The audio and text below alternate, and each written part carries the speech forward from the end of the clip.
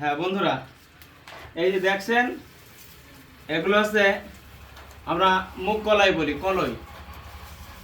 এগুলো শীতের সময় আমরা গবাদি প্রাণীর খাদ্য হিসাবে ব্যবহার করি। এগুলো কলাই মলার পরে রোদ্রে শুকানোর পরে এগুলো সুন্দরভাবে সুরক্ষিত করে রাখি শীতের ভিতরে। এই যে দেখছেন এগুলো আছে গাছ কলই। এগুলো আমরা সানি কাটা মেশিন দিয়ে কচি কচি করে কেটে রেখে দিই, কারণ শীতের ভিতরে পানি দিয়ে সানি খেলে গরু কিন্তু শীতে আরও ঘেনা হয়ে যাবে। যার কারণে আমরা সুন্দরভাবে এগুলো কচি করে রেখে এক জায়গায় সুরক্ষিত করে রাখি। প্রতিদিন রাত্রিবেলা এগুলো খেতে দিই। দেখছেন বন্ধুরা কি সুন্দর খাচ্ছে। সম্ভব হলে আপনারাও এভাবে গবাদি প্রাণীকে খেতে দিবেন, তাহলে গরু সুন্দর থাকবে। আর ফ্রিজিয়ান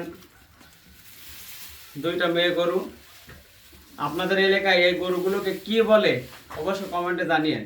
আমরা যেগুলো বাছুর হয়নি সেই সব মেয়ে গরুগুলোকে আমরা বকনা গরু বলি, কোন এলাকায় বকন গরু বলে।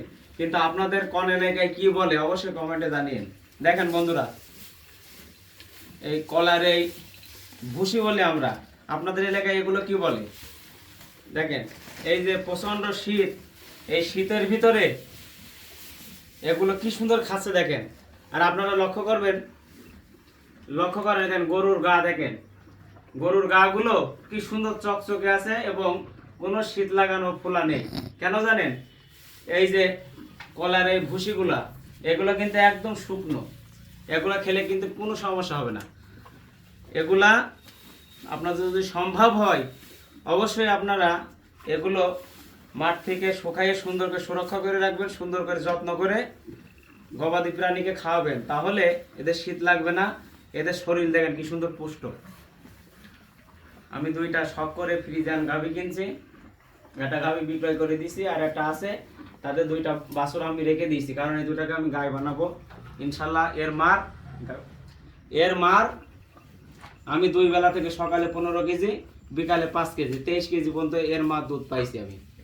আর এর মা 5-7 কেজি দুধ হয়, বেশি দুধ হয়নি, কিন্তু বাছুরটা খুব সুন্দর হয়েছে।